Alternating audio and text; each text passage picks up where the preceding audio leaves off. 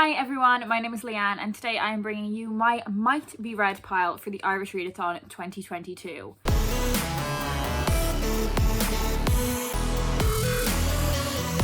Not too long ago I uploaded my TBR, my to be read pile, so they were the books that I was going to prioritise reading in March, the books that were going to fulfil our reading prompts for the readathon. If you don't know what the Irish Readathon is, I will leave all of the information linked down below in the description and in the cards so you can find out more. But it's basically a readathon where myself and my co-host Aoife are encouraging everyone to read more Irish books than they normally would. So if you want to participate, all you need to read is one Irish book and you have participated, but we do have prompts and challenges and that kind of thing if you want to push yourself with your reading a little bit more.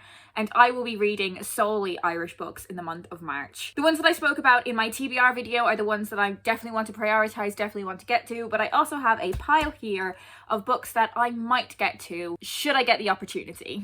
I'm not going to talk about these in any particular order, just the order that I pulled them off my shelves, but as I go through the books I will be telling you what challenges that they could fulfill if you wanted to fit any of these books into the prompts. So starting with Not My Problem by Kira Smith. This is a YA romance between two girls. We have Aideen, who's a bit of a rule breaker, and then we have Neve, who is the typical kind of class SWAT, goody two-shoes, that kind of thing. And Aideen reluctantly decides to help Maeve escape her crazy workload, but she didn't think this would end in her pushing Maeve down the stairs. And the story goes on from there. I have heard so many fantastic things about Kira Smith's books. I love female romances set in Ireland. I have a really good track record with those kinds of books. And if you wanted to read a YA book for the Read a Children's Book prompt, then you could read this one. Next I have This Happy by Neve Campbell. So this book follows Alana, who when she was 23 years old, she had a romance with a much older man. They met in the April of that year, and then in the August they went on holiday to a rural part of Ireland and things did not end well. 6 years later, Alana is newly married to a different man, and memories of that time 6 years ago are brought to the surface once more. I've not heard tons of people talking about this book, but it has a lot of themes that I am really interested in. I'm trying to think if this would fulfill any of the prompts. I'm not sure if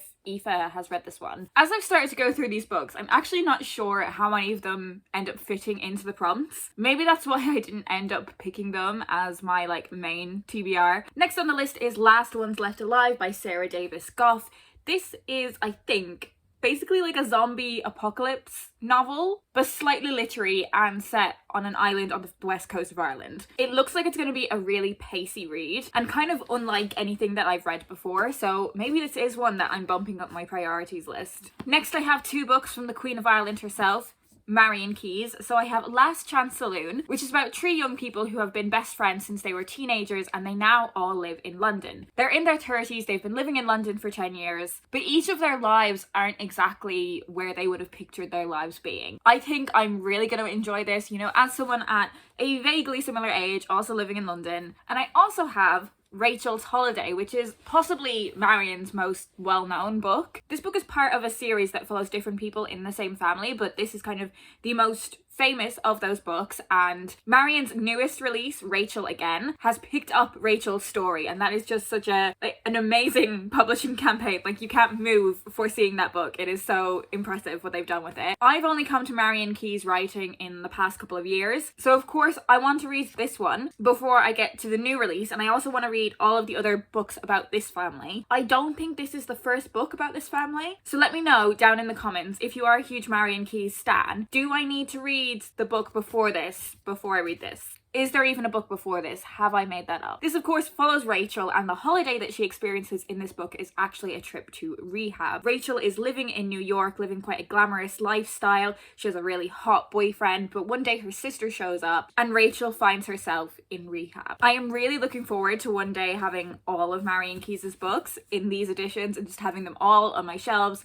They're gonna look so good. Next, there is another book that is set in New York, and that is We Are the Brennans by Tracy Lang. So this is about Sunday Brennan, who wakes up in hospital one day following a drunk driving incident that she caused, and we follow her going back to her family in New York after she deserted them 5 years ago. As events unfold, a dangerous man from her past brings her family's pub to the brink of financial ruin, and the only way of saving it is involving bringing a lot of secrets up to the surface. I love a book about an Irish family with loads of secrets. This is a proof copy, but I think the American edition of this book has green on the cover. cover. So it would fulfill the read book with green on the cover prompt. Next I have Once, Twice, Three Times an Aisling by Emer McLysa and Sarah Breen. This is the third book in the Aisling series, and these books are kind of really commercial, funny fiction that take this character of Aisling, who is kind of seen as a like typical kind of Irish girl. And in the first book there was a lot of kind of relatable Irish isms, like things that would make Irish girls go like, oh my god, that is so me.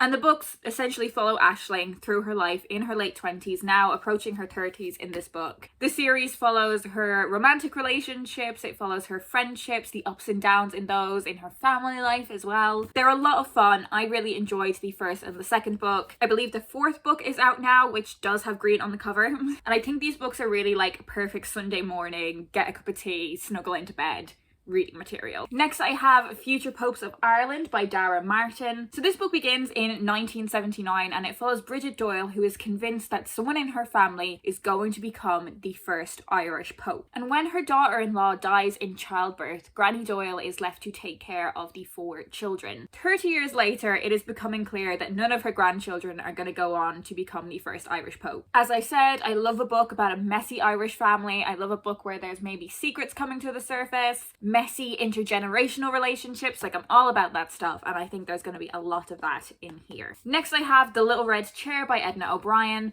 I've read a little bit of Edna O'Brien before. I've read her Country Girls series, I've read the book Girl, but this book sounds quite different to those books. So this is about what happens when a man who calls himself a faith healer arrives in this rural Irish community on the west coast. This stranger is really charismatic. It seems like a lot of people are falling under his charm or his spell, but one woman in particular really is. She is absolutely enthralled by his presence, and this is going to lead to some devastating consequences. This sounds quite different to the type of thing I would normally read, but that premise is so intriguing to me. Edna O'Brien is one of those writers who does have like this massive backlist, and I'm, gradually, little by little, reading my way through a lot of her books. Next I have The End of the World is a Cul-De-Sac by Louise Kennedy, and this is a short story collection. It sounds like there's a lot of themes going on in this short story collection. It is about how cruel people can be. It's about women who are domestically trapped by predatory men. There is Irish folklore and politics woven into these stories. I have quite a mixed relationship with short story collections. I don't always get on with them,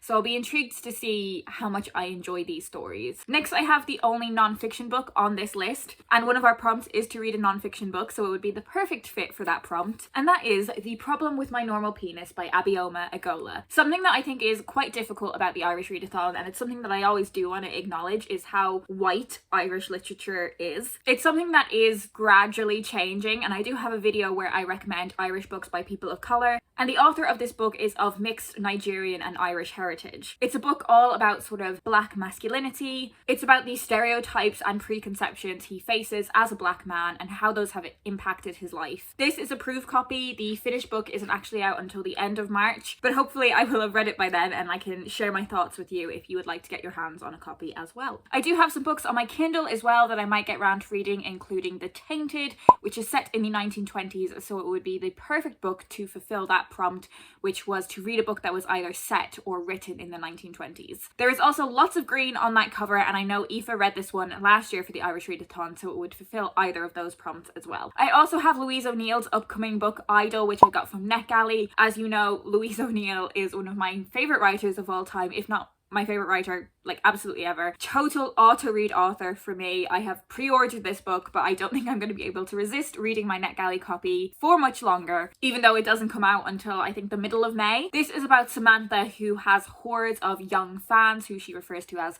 the girls. She seems to have the absolute perfect glamorous life. She has 3 million followers, her new book has become a bestseller, but Samantha wants to speak her truth, and she writes an essay about a sexual awakening she had as a teenager with another girl. And this essay goes viral. I love the LGBTQ+ themes we're talking about here. I love books about kind of exploring the nature of celebrity, and also I completely adore everything that Louise writes, so I think I'm gonna love this. And there is some green on the cover of this book as well. I also have Holding Her Breath by Emer Ryan, and this is another one that sounds so interesting. So we are following Beth, who has just started university, but she is shadowed by the fact that she had the potential to become an incredibly successful swimmer. And now that that isn't going to happen, she needs to create kind of a new identity for herself. And through this process, she ends up discovering a lot about her family that was secret before. Loving that family secrets element, of course, but also, you know, a woman trying to navigate her identity as a new adult. I think this is one that I would really enjoy. I also have Where the Edges by Grania Murphy, and this sounds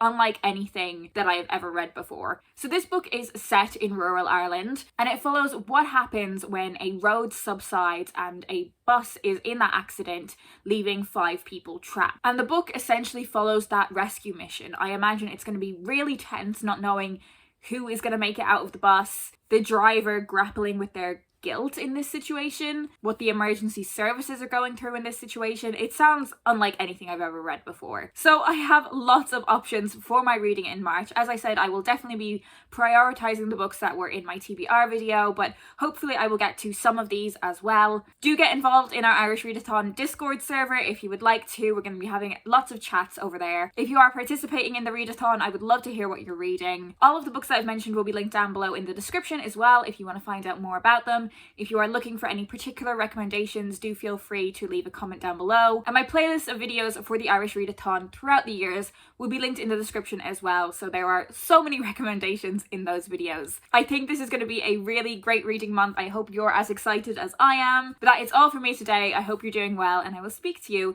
in my next video.